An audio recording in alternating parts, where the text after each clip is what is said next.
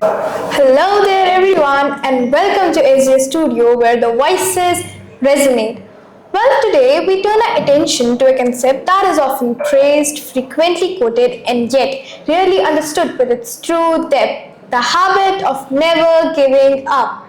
This idea is far more complex than this. So, the question we explore today is not merely whether we should give up, but rather how and when persistence truly holds value.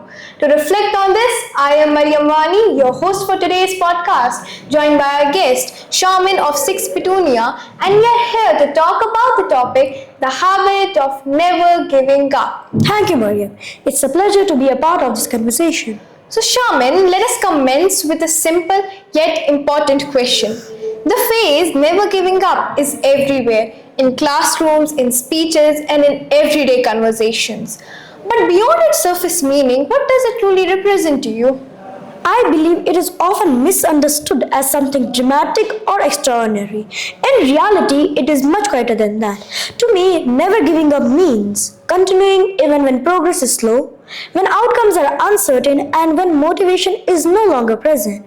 It is not about always feeling determined, because in truth, there are many moments when one feels the opposite.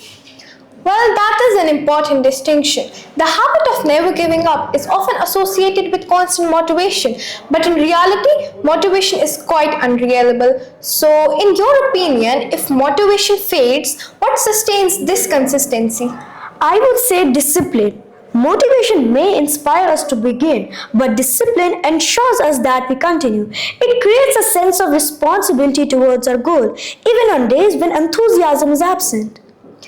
Well, that's absolutely true. Discipline really helps us to stay consistent and confident even when the motivation fades.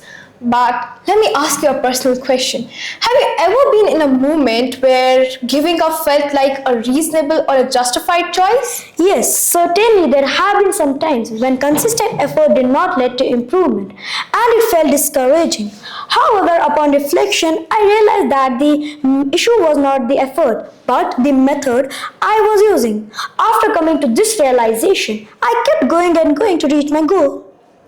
Well, that's true, but there's a tension here. If somebody keeps pushing indefinitely, they risk burnout.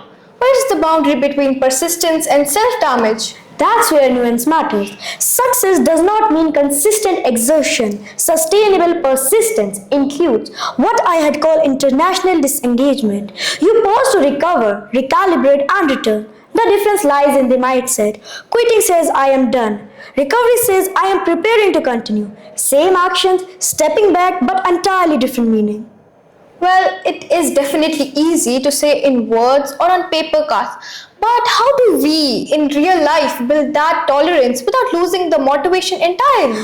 By shifting the metric of progress. If you measure success purely by outcome, you will quit during slow phases. But if you measure success by process fidelity, how well you are executing your system, you maintain a momentum regardless of results. In the end, consistency becomes the evidence of your progress.